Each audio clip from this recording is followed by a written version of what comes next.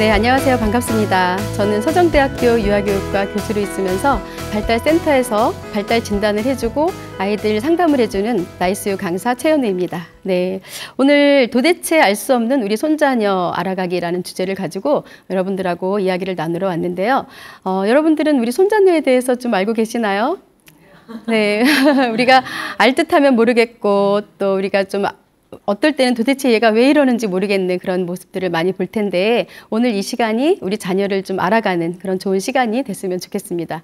그래서 오늘 우리 나오신 여러분들 어떤 분이 나오셨는지 알아보기 위해서 제가 하나 둘 셋 하면 고개를 왼쪽과 오른쪽으로 돌려주시면 됩니다. 자, 하나 둘 셋. 네, 왼쪽으로 돌리신 분 한번 손 들어주세요. 네, 왼쪽으로 돌리신 분은 웬만해서는 화를 내지 않는 분이라고 합니다. 네, 그리고 오른쪽으로 돌리신 분, 네, 오른쪽으로 돌리신 분은 옳은 말만 하시는 분이라고 해요. 네, 근데 왼쪽으로 갈까 오른쪽으로 갈까 하다가 시기를 놓치신 분 계시잖아요. 그런 분은 지금 졸고 계시는 거니까 옆에 사람이 좀 깨워주시기 바랍니다. 네, 네, 그래서 오늘 우리가 이렇게 강의를 시작하면서 우리 손자녀도 알아보고 여러 가지 우리가 좀 재미있는 우리 아이들에 대해서 유익한 것을 많이 얻어가시기 바랍니다. 제가 강의를 가면서 항상 물어보는 말이 있어요.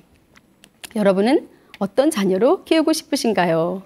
물어봐요. 그러면 지금 여기 그림에서처럼 세상을 긍정적으로 바라보고 또 친구들하고도 사이좋게 놀고 그 친구의 말을 좀 들어줄 줄 알고 그리고 또 다른 사람과 사이좋게 지내는 사회성이 있는 아이로 키우고 싶어요 라고 말씀을 하시거든요.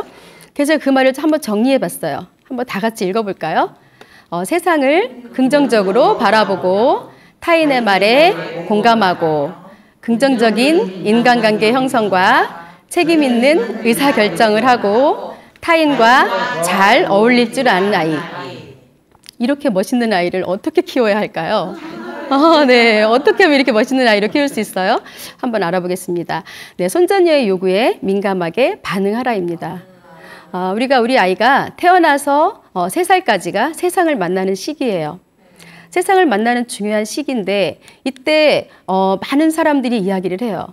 0세에서 3세까지가 애착이 형성이 되는데 볼비라는 학자가 애착이 형성된다라고 이야기를 했잖아요. 그런데 그게 우리가 이 다음에 어른이 돼서 성격 형성과 또 인생을 살아나가는 데까지도 영향을 미친다라는 아주 무서운 말들을 하고 있어요.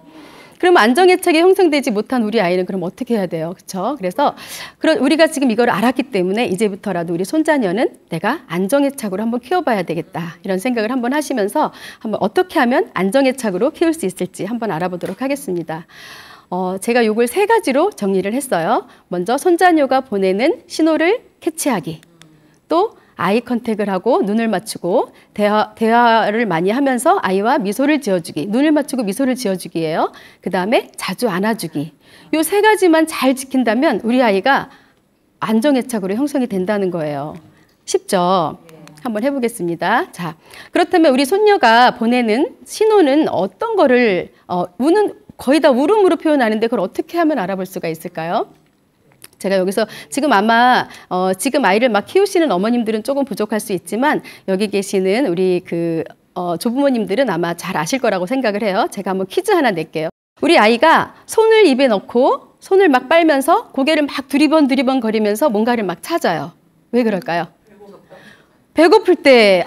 네, 잘 맞추셨어요. 그 다음에 네, 우리가 또 이렇게 우리 아이를 보면은 눈을 멍하니 뜨면서 또 막 이렇게 막 우는 경우가 있어요. 멍하니 뜨면서 어떤 소리에 또 민감하지가 소리의 반응이 점점 없어졌다가 있어졌다가 그렇게 하는 경우가 있거든요. 이럴 때는 우리 아이가 졸릴 때 그래요. 네, 졸릴 때 그러죠. 그리고 또 우리 아이가 기저귀가 젖었을 때는 어떤 현상을 보였죠? 얼굴이 창백해지고 딸꾹질을 했어요. 그렇죠? 그래서 그런 경우를 보면은 우리 아이가 기저귀가 젖었구나. 똑같이 우는데 이런 현상을 보면 우리가 이런 걸 알아볼 수가 있어요. 또 춥거나 더울 때 보면은 목 뒤로 손을 넣어 보면은 우리 아이가 체온을 느낄 수가 있어요. 지금 추운지 땀이 났는지. 그래서 그렇게 체온 조절을 해주면 되고. 근데 이런 경우가 있어요. 왜 우유도 한 통 다 먹었고 잠도 푹 자고 일어났어요. 그리고 또 기저귀도 금방 갈았어요. 그랬는데 애가 막 울어요. 막 다 떠나가게 울다가 갑자기 잠깐 좀 괜찮다가 또 막 울다가 또 괜찮다가. 이건 왜 그러는 걸까요? 이런 아이들은 배가 아파서 그래요. 네, 배가 아플 때는 우리가 보통 가스가 차고 막 그러잖아요. 그럴 때는 아이가 울다가 그치다가 울다가 그치다가를 반복하거든요. 근데 이럴 때 어머님들이 실수하기, 조부모님들이나 어머님들이 실수하기 좋은 게 아무 증상이 없이 그렇기 때문에 아이를 이렇게 퍼대기 둘러서 업잖아요. 업어서 배를 꼭 묶어서 데리고 나가서 막 흔들어 주죠. 그럼 이 아이는 울다가 토하는 거예요. 네, 그래서 그래요. 그래서 이렇게 울다가 그치다가를 반복할 때는 배 아픈가 보다 하고 알아보시면 되고, 그 다음에 또 우리 아이가 징징징 거릴 때가 있어요. 계속 징징징징 거릴 때는 머리가 아플 때 그래요. 네. 우리가 보면은 태어나서 3살까지가 굉장히 폭풍 성장을 하잖아요. 처음에 3점 몇 킬로로 태어났던 아이가 너무나 하루하루 다르게 성장을 해요. 그러니까 우리 아이도 아마 뼈도 많이 아플 것이고, 우리가 그래서 마사지를 많이 해줘야 돼요. 우리 아이를 좀 주물러주고, 마사지 해주고, 이렇게 하면은 우리 아이가 좀 그래도 즐거운, 생활을 할 수가 있을 거예요. 그래서 그 다음에는 우리가 아까 얘기했죠. 눈을 맞추고 미소를 지어줘라 그랬어요. 우리 어머님들은 많이 하시죠. 우리 아이가 누워있을 때 우리 아이에 대해서 옹알이를 받아서 말을 해주고, 또 우리 아이랑 같이 눈을 맞추고 웃어주고. 근데 이제 이게 실험에서도 우리 아이가 엄마랑 같이 마주보고 엄마가 이제 미소를 짓는 모습을 엄마가 가만히 보고 있었는데 세상을 다 얻은 것 같은 웃음을 웃는 거예요. 이 아이가 그 엄마를 보고. 그러다가 갑자기 정색을 하라고 했어요.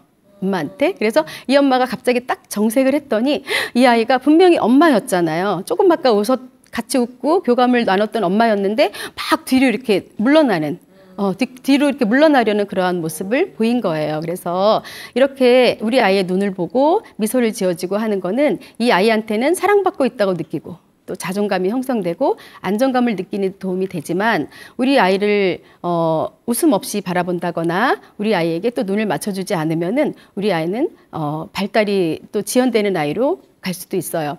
근데 이게 왜 그러냐면, 우리가 발달 진단을 할 때 제일 처음에가 부모님과 눈을 마주치는데 어려워하지 않나요? 라는 질문이 있어요. 그래서 그게 만약에 좀 어려워하는데요 라고 하면은 선천적은 아니어도, 선천적으로 물론 발달이 지연되는 아이도 있지만 후천적으로 발달이 지연될 수도 있어요. 그래서 그러니까 선천적인 거는 타고나면서 발달이 지연된 아이겠지만 원래는 그렇지 않았는데도 엄마가 어렸을 때 이 아이와 눈을 맞추는 것을 잘 하지 않았다거나, 이 아이에게 미소를 지어주면서 얼굴을 마주보는 그런 행동을 많이 안 하고, 보통 이제 아기 때 뭘 알아 하고 좀 방치하는 부모님들 있잖아요. 그랬을 경우에는 이 아이는 좀 커서도 어린이집을 갈 그 나이가 됐을 때도 사람의 눈을 잘 보지 않고, 그래서 발달이 여러 가지로 또 지연되는 모습을 보일 수가 있어요. 그래서 우리가 눈을 마주치고 우리 눈을 웃어주고 대화하고 하는 것을 생활화해야 되겠다. 그리고 또 자주 안아주기예요. 우리가 이제 보통 자주 아이랑 안아주는 게 조금 어려우면은 목욕을 할 때 같이 안고 샤워기를 틀어놓고 안아주는 것도 좋거든요. 그래서 요거를 이제 엄마가 해주면 캥거루 케어라고 해서 아주 좋다고, 효과가 좋다라고 나온 말인데, 만약에 아빠가 아이랑 소통하는 걸 좀 어려워하시는 아빠라고 한다면 아빠한테 양보하는 것도 괜찮아요. 그래서 아빠가 아이를 안고 목욕하는 것만은 아빠한테, 아무리 바빠도 요거 하나만 지켜주세요라고 해서 아빠한테 만약에 그런 거를 해달라고 부탁을 한다면, 그렇게 해서 키운 아이는 커서 사춘기가 돼서도 아빠를 어려워하지 않고 아빠랑 친숙하게 지냈다라는 연구 결과도 있거든요. 그래서 우리가 또 자주 안아주기라는 게 우리 아이들 둘째만 생겨도 좀 잘 안 되잖아요. 그래서 조부모님들이 보통은 아이를 하나만 키우시지 않고 동생까지 같이 보시는 분들도 계신데, 처음에 그 아이 하나 낳았을 때는 굉장히 그 아이만 많이 안아주셨다가 또 동생이 생기면 또 필요에 따라서 동생은 또 안아서 어리니까 안아주기도 하겠지만 또 예뻐서 안아주시기도 하잖아요. 그러다 보면 그 큰 아이는 어느 정도 소외감을 또 느낄 수가 있어요. 그래서 그런 경우에 이제 하루에 4번 정하는 거예요. 아침에 눈 떴을 때 한 번, 어린이집 보낼 때 한 번, 어린이집에서 하원할 때 한 번, 잠잘 때 한 번, 이렇게 하루에 4번만 우리 아이의 눈을 보고 사랑한다고 말하고 꼭 안아주고, 우리 아이의 눈을 보고 사랑한다고 말하고 꼭 안아주고, 요거를 지키다 보면은 이 아이는 이제 지내면서 혹시 어머님이 나한테 나를 사랑하지 않나? 라는 의심이, 아니면 조부모님이 나를 조금 사랑하지 않나? 동생만 예뻐해나? 라는 생각을 했더라도 그렇게 안아주는 것만으로도 이 아이는 다 치유가 된다고 합니다. 그래서 우리가 사실은 조부모님들이 아이를 어린이집에 보내고 금방 돌아서면 어때요? 아이를 데려갈 시간이 되잖아요. 그런데 우리는 세월이 이렇게 화살과 같이 빠르기 때문에 그렇기는 한데 아이한테는 굉장히 길어요, 하루가. 그래서 우리도 어렸을 때 저도 지금 기억해 보면은 제가 6살 때 엄마가 어디 다녀오시겠다고 나가서 문 밖에서 엄마를 기다린 기억이 있거든요. 근데 점심때까지 기다렸을 때 굉장히 길었어요. 굉장히 길다고 생각했는데 어떤 다른 날은 또 어디 갔다가 오신다고 하더니 해가 어스름하게 질 때까지, 저녁 때까지 안 왔을 때 저는 지금 생각하면 좀 슬픈 기억으로 그게 떠오르더라고요. 네, 그래서 엄마가 이렇게 늦게 오는 그 시간이 굉장히 저는 좀 슬픈 기억으로 떠오르는 거 보니까 아마 그때 그 어린 마음에 느낄 때 굉장히 길게 느꼈구나 이런 생각을 하게 되거든요. 그래서 우리 아이가 어린이집에서 다녀오는 그 시간에 아이는 굉장히 길게 하루를 보낸 거예요. 그러니까 우리 조부모님들은 우리 아이를 어떻게 안아주냐면, 어떻게 맞이하냐면 마치 외국 다녀온 아이 맞이하듯이 네. 어떻게 잘 지냈어? 하고 이렇게 반겨주는 거예요. 그래서 아이를 콕 안아주고 할머니가 너무 보고 싶었어 이렇게 말을 해준다면 이 아이는 아 지금 나를 많이 사랑하고 계시구나 라는 걸 아마 느낄 거예요. 그래서 그렇게 한번 지켜보시면 지금 우리가 요 3가지를 제가 말씀드렸는데 어떻게 가능하시겠어요? 네, 우리가 손자녀 보내는 신호 캐치하기 하나랑 그 다음에 아이 컨택하기 또 자주 안아주기 요 3가지를 꼭 지킨다면은 우리 아이가 안정애착으로 갈 수는 있다고 합니다. 어릴 때 이렇게 안정애착이 형성이 되면은 우리가 조금 커서 우리가 성격 형성에도 영향을 미친다고 하니까 너무 우리가 해볼 만한 거잖아요. 그렇죠? 조부모로서. 네. 다음은 불안정애착이에요. 그러면 우리가 안정애착은 지금 이렇게 알았잖아요. 어떻게 하면 되는지도 알았어요. 그러면 불안정애착은 뭘까요? 불안정애착은 지금 한 거에 반대로 하는 게 불안정애착이겠죠. 네, 잘 말씀하셨어요.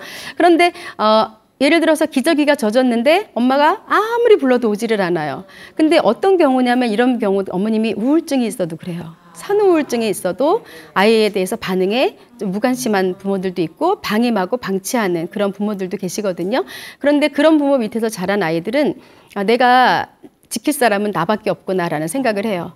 나는 소중한데 다른 사람은 믿을 만한 사람이 없어 라는 생각을 하는 거예요. 아까 우리가 부모님이 나에 대해서 그 3가지를 지켜줬을 때 안정애착이 형성이 되면서 나는 소중하구나, 나는 사랑받을 만한 사람이구나, 세상은 아름답구나 이러한 생각을 했다면 지금 불안정애착은 사람들은 다 나를 좋아하지 않을 거야, 나는 내가 지켜야 돼 라는 생각을 해서 이 아이는 여러 가지로 다 자기 주변에 성을 쌓아요.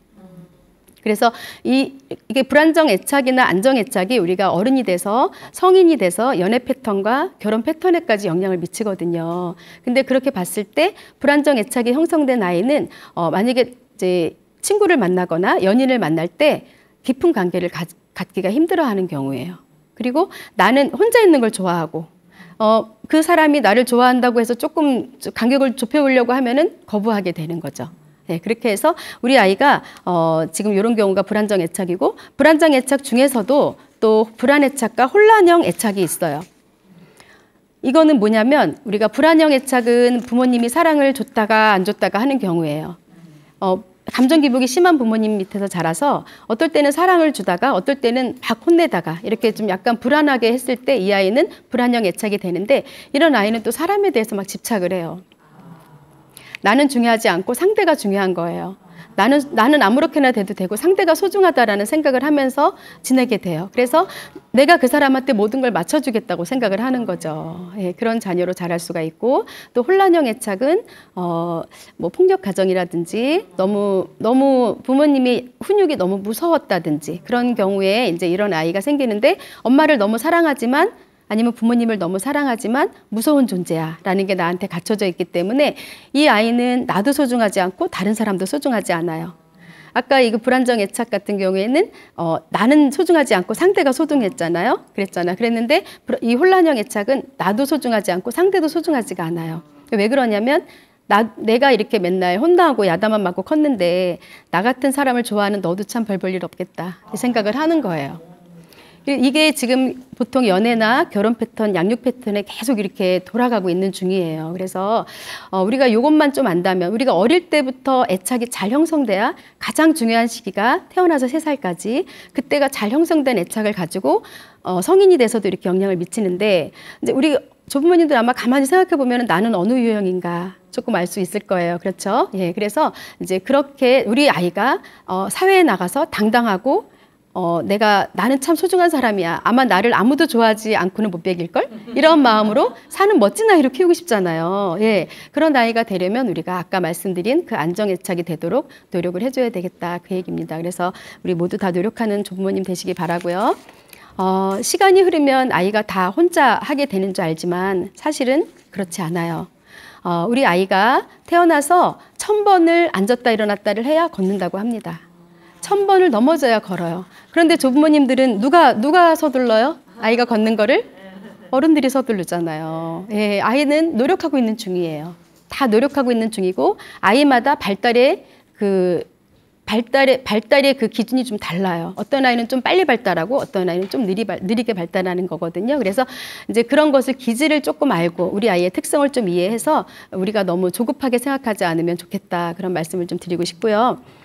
그래서 우리가 이제 이런 얘기 하잖아요. 도대체 얘랑 나랑은 왜 이렇게 안 맞지? 궁합이 안 맞나? 이렇게 말씀하시는 경우가 있는데 다른 궁합은 제가 잘 모르겠고 기질에 대한 궁합은 한번 맞춰드릴 수 있을 것 같아요. 한번 알아볼까요? 기질은 타고나는 거예요. 그런데 성격하고 애착은 우리가 성장하면서 살아가면서 사회적으로 우리가 또 변화할 수가 있는 거잖아요. 그래서 기질은 누구한테나 타고나는 거기 때문에 여기 조부모님들도 나는 어떤 기질일까 한번 생각해 보시기 바랍니다. 기질에는 순한 아이하고 까다로운 아이, 더디고 느린 아이, 또 복합적인 아이는 이제 조금 나중에 얘기하더라도 주로 3가지가 있어요. 순한 아이는 어떤 기질이냐면 어떤 상황에서든지 잘 조화롭게 잘 맞춰줘요. 사람들하고 잘 맞춰주고 사회생활도 잘하고 별로 불만이 없고 그리고 웬만하면 다 좋다라고 생각을 해요. 그리고 긍정적이에요. 굉장히. 그리고 새로운 환경에도 잘 적응을 하고 마치 안정애착하고 좀 비슷하죠. 네, 그래요. 그런데 이 순한 기질의 아이는 어떤 문제가 있냐면 이 아이는 인정욕구가 강한 아이예요. 그래서 내가 열심히 하고 엄마도 도와줄 수 있고 동생도 돌볼 수 있고 엄마가 해달라고 하면은 엄마한테 사랑받기 위한 여러 가지 행동을 하면서도 나는 슬프지 않게 잘 지낼 수 있는 성향을 타고났지만 인정을 안 해주면은 거기에서는 얘가 너무 힘들어하는 거예요.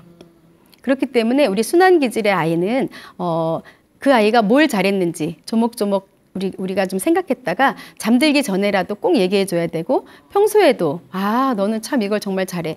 너무 지금 이렇게 한 거 너무 고마워. 엄마가 너무 고마워. 할머니가 너무 고마워. 이렇게 이야기를 하면서 이 아이가 한 행동을 인정해 주고 칭찬해 줘야 돼요.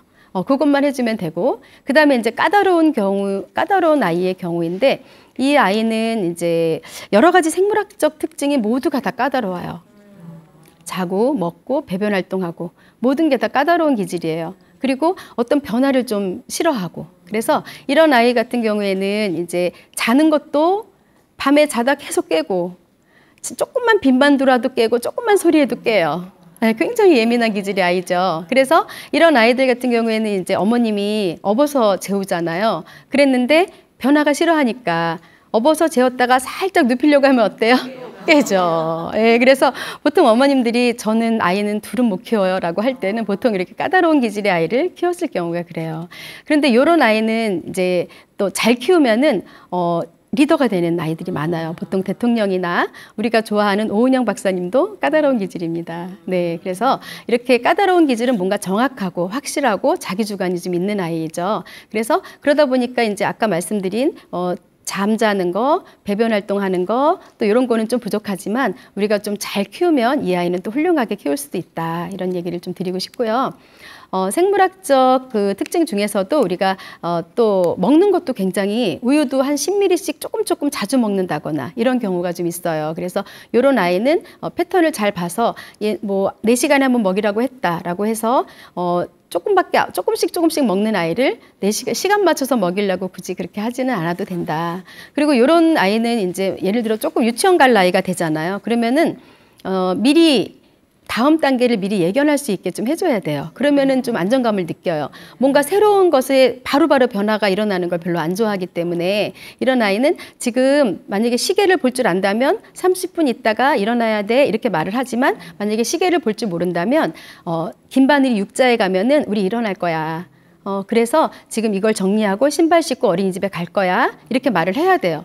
그래서 10분 남았어, 5분 남았어, 우리 조금 있다가 이렇게 할 거야 라고 다음 단계를 설명을 해주면 그렇게 막 난리치고 우는 경우가 드래요. 근데 이제 조부모님들은 싸우기 싫으니까 가기 5분 전에 바로 애를 다 치우라고 하면서 바로 울면은 안고 나오잖아요. 그럼 막 버둥거리고 난리가 나죠. 끝이지가 않을 거예요, 이 아이는. 순한 기질은 만약에 그랬다면은 그냥 아유 뭐 할 수 없지 하고 갈 텐데, 까다로운 기질은 난리가 나죠. 그래서 이 아이의 기질을 좀 알아야 되겠다, 그런 말씀을 좀 드리고 싶고요.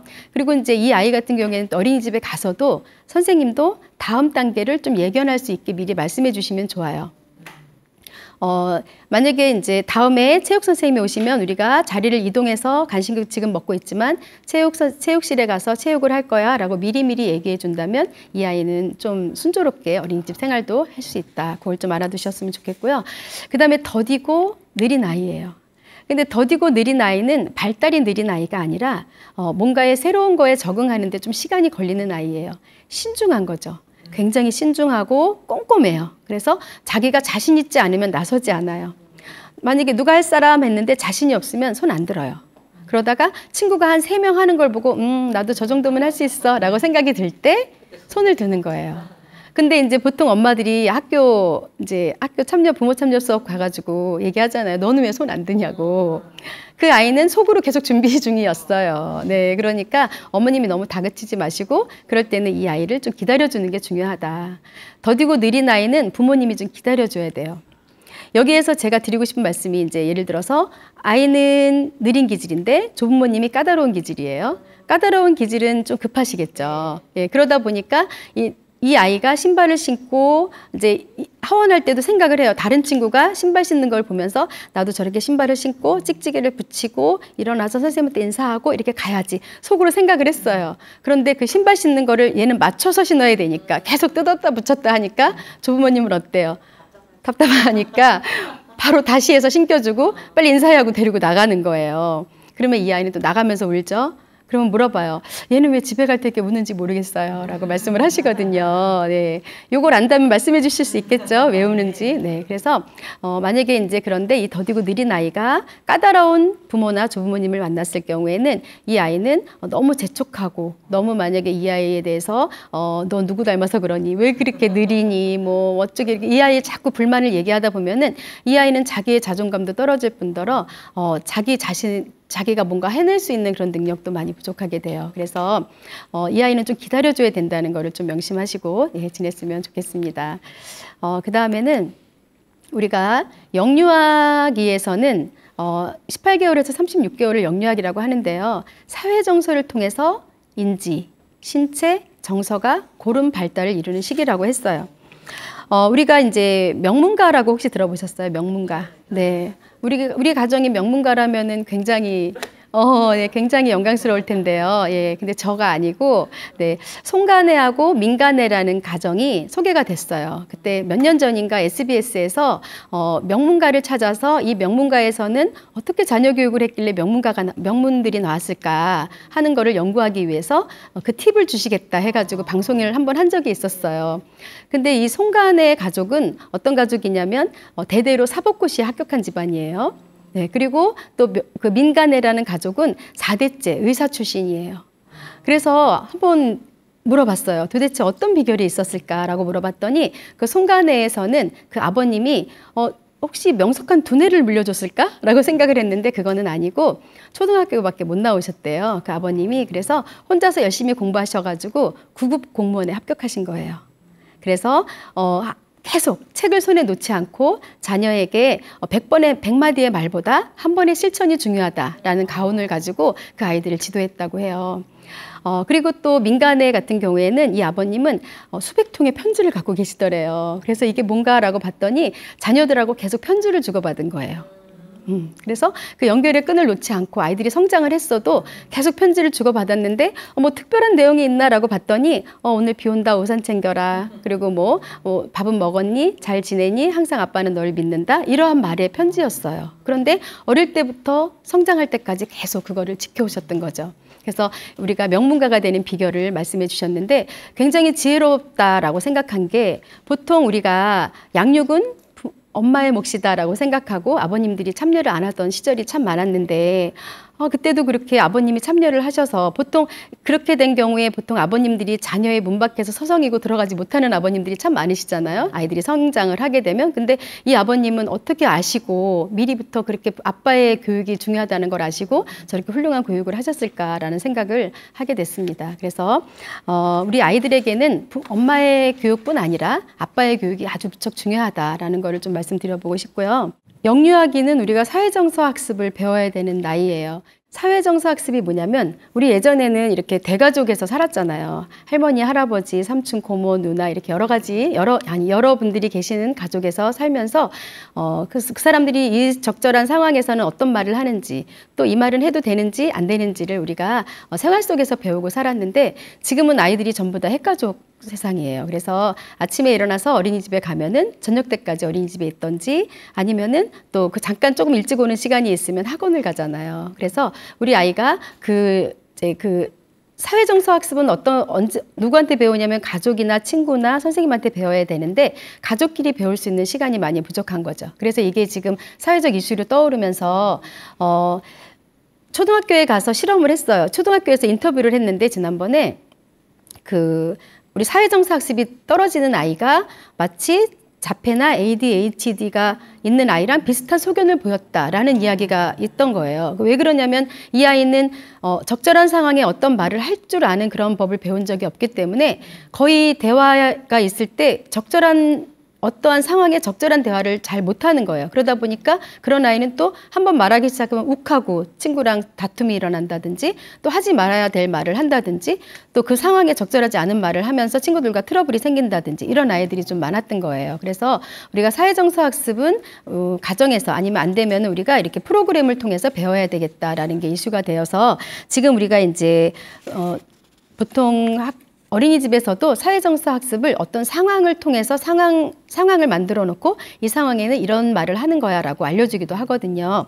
그래서 한번 우리가 예를 들어서 보자면 아이가 집에 갈 때 얘기를 해요. 할머니, 나 오늘 친구가 때렸어 라고 말을 해요. 그러면은 이제 할머니는 그러죠. 아, 그랬어? 누가 때렸어? 그때 선생님은 계셨어? 이렇게 물어보잖아요. 예, 그러면은 이 아이가 선생님도 있었는데 나 아팠어, 나 화났어 라고 말해요. 그러면 이제 그 할머니는 그러죠. 아, 그랬어. 근데 그래도 친구랑은 사이좋게 노는 거야. 보통 이렇게 말을 하잖아요. 그래, 괜찮아. 근데 사이좋게 노는 거야. 다음부터는 싸우지 말고 사이좋게 놀아. 이렇게 말을 해요. 근데 괜찮지 않잖아요. 이 아이는 맞았으니까. 예, 그래서 이럴 때는 우리 아이가 어떻게 알려줘야 되냐면 예를 들어 그래요. 이 아이가 엄마 친구가 때렸어. 아니면 할머니 친구가 때렸어요. 이렇게 얘기를 해요. 그러면 아 그래? 어디? 얼마나 아픈데? 하고 그 아이의 아픈 부분을 공감해 줘야 돼요. 어디가 아팠는데 지금 상처가 혹시 없더라도 여기 다쳤어? 어우 아팠겠다. 그랬구나. 이렇게 말을 하면서 그래서 너 어떻게 했어? 친구한테 말해야지. 너 때리면 안 돼. 라고 말하지 그랬어. 라고 하면서 그 다음에 어떻게 해야 되는지를 알려주는 거죠. 그리고 그렇지만 때리는 거는 좋은 건 아니니까 너는 그렇게 하지 마 하면서 이 행동을 교정할 수 있는 것까지 알려줘라 이거예요.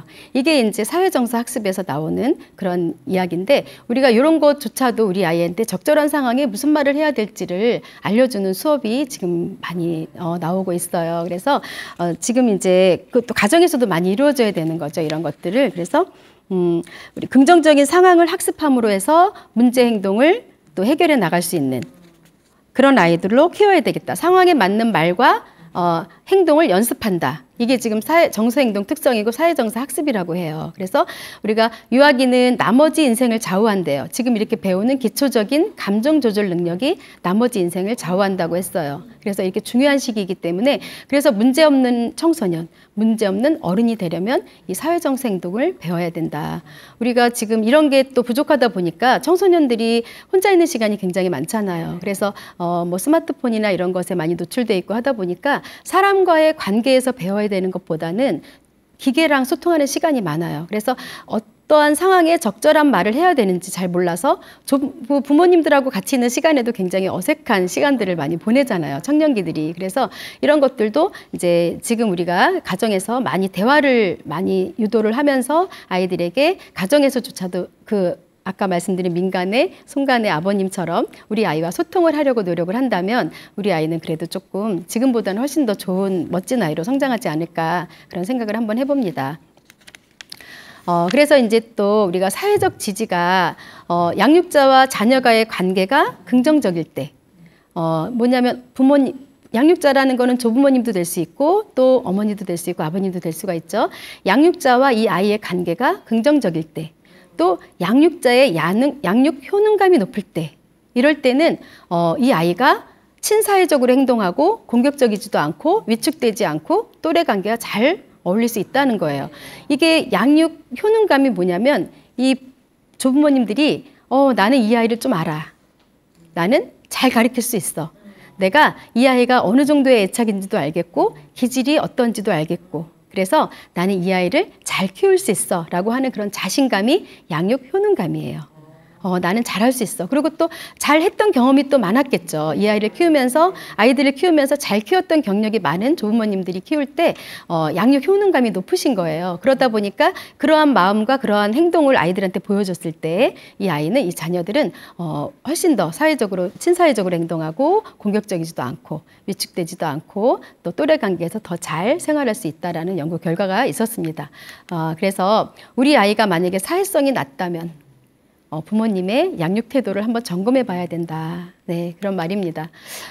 스트레스를 받는 손자녀의 특성을 한번 보니까 우리 아이들은 스트레스가 굉장히 많아요. 그런데 손톱 물어뜯기, 또 신체적으로 적대 행동을 하고 친구들과 자주 싸우고 격려를 일으키기도 하고 심하면 또 신경질적인 울음을 울고 우리 아이들이 스트레스를 어디서 받는지 한번 생각해 볼 일입니다. 그래서 지금 우리가 이렇게 부모와 조부모님과 아이가 신뢰가 쌓여 있어야 신뢰가 곧 애착이에요. 그래서 신뢰가 잘 쌓인 것이 안정애착인데 신뢰가 잘 쌓인 아이들은 스트레스는 좀 많이 없겠죠. 그리고 그 스트레스를 자기 혼자 자기 손을 물어 뜯는 걸로 해결하지는 않을 거예요. 네, 그래서 신뢰란 하루아침에 높아지는 것이 아닙니다. 우리 여기를 한번 읽어보겠습니다. 다 같이. 자, 신뢰란 하루아침에 높아지는 것이 아닙니다. 또 서로 관계의 경험을 통해서 쌓인 것입니다.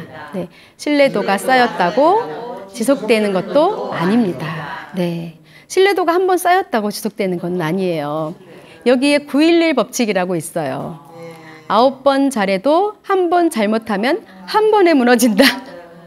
네, 좀 들어보셨죠? 그래서 신뢰가 그래요. 그래서 우리가 신뢰는 잘 다뤄야 되는 게 신뢰죠. 그래서 늘 노력하는 여러분이 됐으면 좋겠습니다.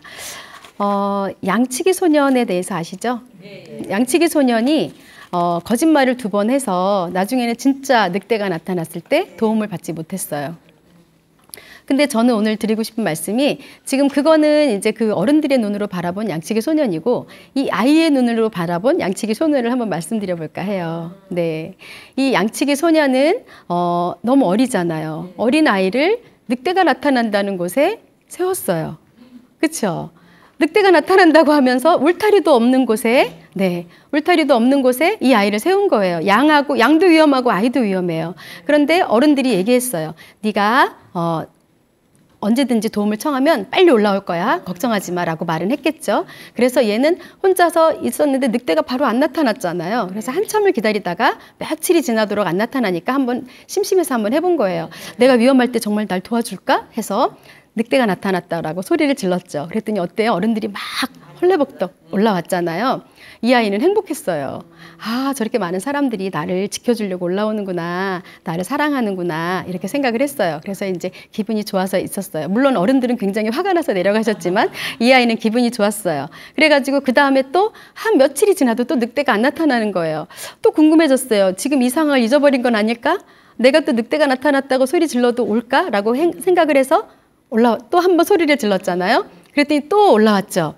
그때는 이제 또 아니니까 또 내려갔어요. 그런데 제가 말씀드리고 싶은 것은 이 아이가 이렇게 위험한 곳에 아이를 노출시키지 말았어야 됐고 한 번 잘못했을 때 말해줬어야 돼요. 이렇게 위험한 거라면. 그렇잖아요. 그러면서 지금 여기는 늑대가 나타나는 건데 늑대한테 잡혀 먹일 수도 있어. 그런데 얼마큼 위험하냐면 하고 이 상황을 설명해주고 네가 만약에 계속 이런 거를 한 번이라도 더 반복한다면 우리는 그 다음엔 올라오지 않을 수도 있어. 사람들이 다. 그러면 너는 위험에 처하는 거야 라는 거를 따끔하게 알려줬어야 돼요. 그러니까 우리가 지금 부모님들이 보면은 굉장히 민주적으로 키우고 싶고 허용적으로 키우고 싶고 사랑 가득하게 키우고 싶어요. 왜냐하면 자녀가 하나나 둘이니까. 그래서 우리 아이에 대해서 규율이 너무 없어진 거예요. 그 우리 아이를 어떤 거는 되고 안 되고를 지침을 잘 정해서 우리 아이들한테 알려주면서 키워야 되는데 너무 예쁜 나머지 그냥 다 그래 너 말이 다 맞아 라고 키우다 보면은 이 아이는 부모를 존경하는 마음도 사실은 없어져요. 그렇게 되면은. 그리고 자기 자신의 책임감이 없어지는 거죠. 내가 어떤 잘못을 해놓고도 그것을 책임져야 되겠다라는 책임감이 없는 아이가 되는 거고, 또 사회적으로 지켜야 될 것과 지키지 말아야 될 것에 대한, 우리가 하면 되고 안 되는 것에 대한 그런 기준이 모호해지는 아이로 클 수가 있는 거예요. 그래서 우리 부모님들이 아이들을 사랑하고 잘해주고 안정애착이 형성되도록 사랑을 듬뿍 주는 거는 맞는데, 더불어 우리 아이들이 되고 안 되고 이거는 되는 거야 안 되는 거야에 대한 기준을 꼭 정해주셔야 되겠다. 그게 좀 어려우시잖아요. 어떤 게 되는 거고 어떤 게 안 되는 거지? 이렇게 생각하시면 편해요.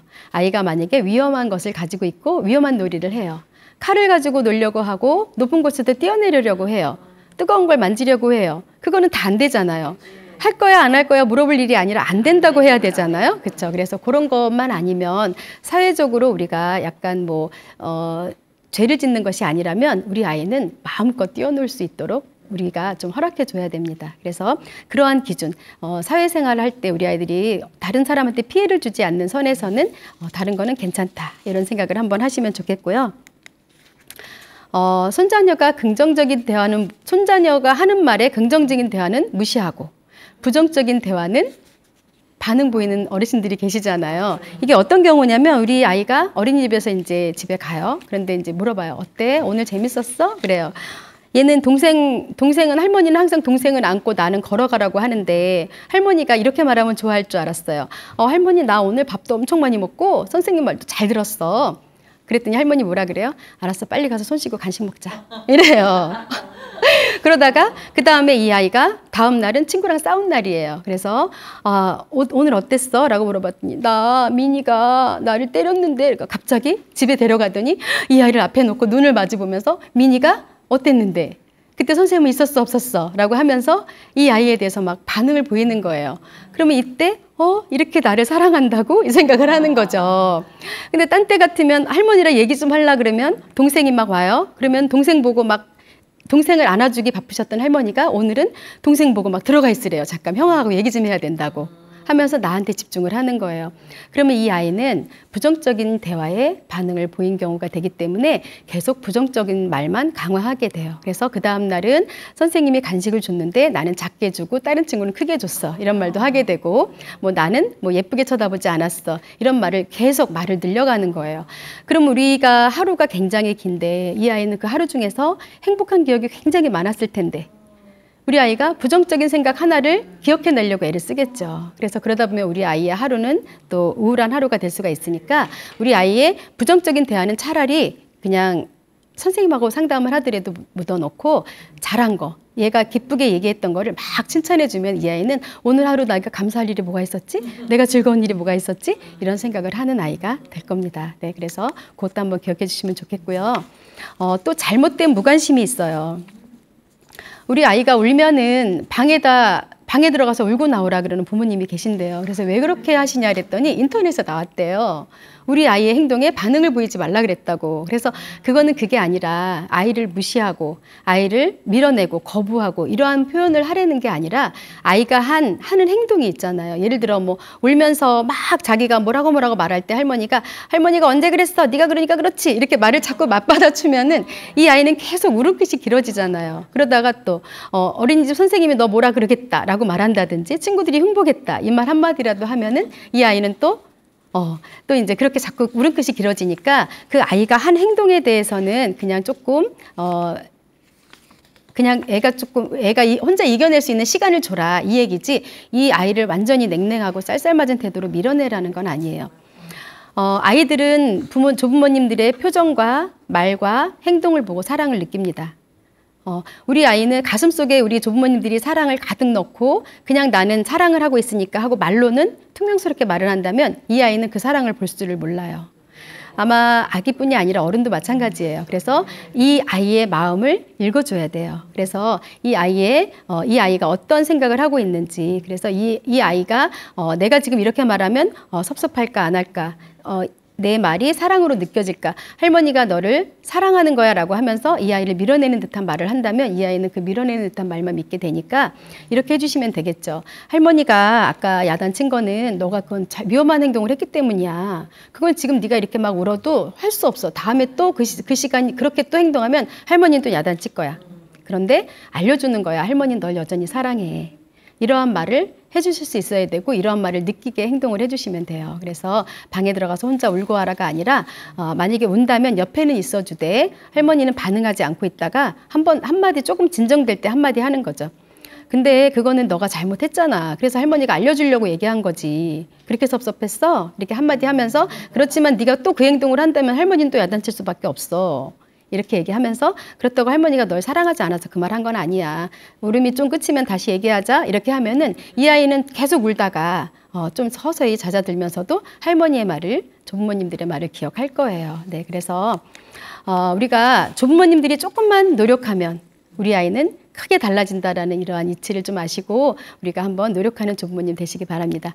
네, 또 한 가지는 우리가 세상을 긍정적으로 바라보고 우리가 아까 말씀드렸을 때 어떤 자녀를 키우고 싶냐라고 물어봤을 때 말씀하신 게 세상을 긍정적으로 바라보고 다른 친구들하고 좀 사이좋게 지내고 자기가 한 말에 책임질 줄 아는 아이로 키우고 싶다라고 말씀을 하셨잖아요. 그런데 우리 조부모님들이 하는 것 중에서 우리 아이들이 혹시 스트레스를 받게끔 하는 것 중에서 공포를 느끼게 하는 거는 없는지 보통 이렇게 말하는 분들이 계시잖아요. 야단칠 때 우리 아이에게 너가 그렇게 하면은 아마 누가 와서 데려갈 거야. 누가 온다 그러죠? 네, 누가 온다고 하죠. 근데 조부모님들은 그 사람을 지켜줘야 돼요. 그 사람을 불러야 돼요. 네, 어떤 분은 또 경찰을 부른다고도 하시고 또 어떤 분은 요즘 어플이라고 또 나왔어요. 뭐 도깨비 어플이라고 해서 어플을 보여준다는 분도 있더라고요. 그래서 우리 아이의 잘못된 행동을 잠깐 잡아주기 위해서 물론 이제 뭐 너 이렇게 하면 무서운 사람이 데려갈 거야 이렇게 해서 약간 겁을 줘서 순간적으로 그 아이를 잠깐 주춤하게 만들고 싶어서 하실 수도 있지만 아까처럼 그렇게 긴 울음 끝의 말씀이에요. 만약에 그럴 수도 있지만 이 아이는 그렇게 하는 그 할머니의 말 때문에 이 아이는 또 애착의 손상을 받는 거예요. 아, 그러면 지금 내가 믿을 사람이 이 사람인데 우리 할머니는 내가 나를 사랑하는 줄 알았는데 나를 경찰에 신고한다 그러네. 갑자기 도깨비를 불러서 데려가라고 한다고 하네. 이렇게 하잖아요. 근데 때로는 필요할 수가 있어요. 한 번쯤은 우리 아이가 너무 말을 안 들으면 뭔가 잠깐 얼음시킬 수 있는 뭔가 없을까 궁리하다가 하시는 말씀일 텐데 그럴 때 이렇게 하면 돼요. 온다는 거 괜찮아요. 누가 오는데 할머니가 지켜줄 거야. 누가 왔나 보다. 잠깐만 조용히 해봐. 누가 왔나 보네. 할아버지가 지켜줄 거야. 할아버지 힘세. 할아버지가 지켜줄게. 이렇게 해서 이 아이에게 위안도 주고 또 우리가 목적한 바도 달성하고 그렇게 했으면 좋겠습니다. 그래서 우리 조부모님들이 항상 우리 아이들을 사랑하고 아이들의 그 성장에 많이 도움을 주시는데 우리 조부모님들이 조금만 노력하면 우리 아이들은 크게 달라진다는 이 비법을 아시고 우리가 끝까지 노력하시는 조부모님 되시기 바랍니다. 네, 긴 시간 강의 들어주셔서 감사합니다.